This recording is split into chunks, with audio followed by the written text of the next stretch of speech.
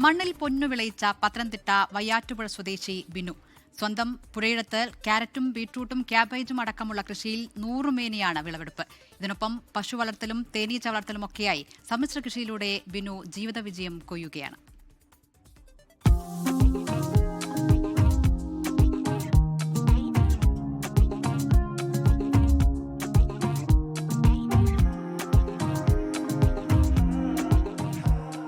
മണ്ണിനെയും മനുഷ്യനെയും കന്നുകാലികളെയും സ്നേഹിച്ച കൃഷിയിൽ പുതിയ വഴി തെളിക്കുകയാണ് ചിറ്റാർ വയ്യാറ്റുപുഴ സ്വദേശി ബിനു.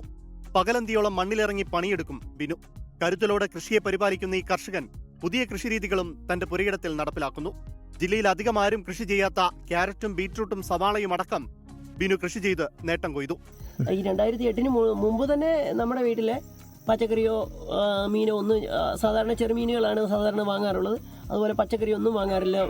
കിഴങ്ങ് സവാള അല്ലാതെ ഒരു പച്ചക്കറിയും ഞങ്ങൾ വാങ്ങാറില്ല. നമുക്ക് ആവശ്യത്തിനുള്ള പച്ചക്കറി നമ്മൾ ഉൽപ്പാദിപ്പിച്ചെടുക്കുന്നുണ്ട്. ഇപ്പോൾ അതിനുപരി ഒരുപാട് കൃഷികൾ ഞാൻ ചെയ്യുന്നുണ്ട്.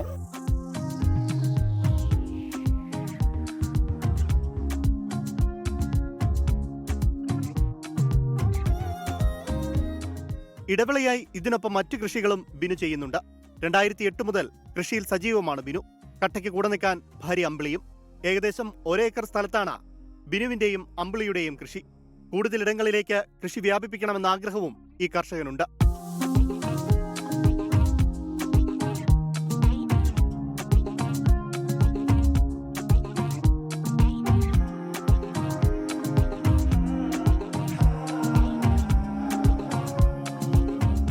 പശു വളർത്തലും തേനീച്ച വളർത്തലുമെല്ലാം ഇതിനൊപ്പം നടക്കുന്നുണ്ട്. കുരുമുളക് കൃഷിയിലും നല്ല നിലയിലുള്ള നേട്ടം വയ്യാറ്റുപുഴ വില്ലുന്നിപ്പാറ സ്വദേശിയായ ബിനു കരസ്ഥമാക്കിയിട്ടുണ്ട്. 24 പത്തനംതിട്ട.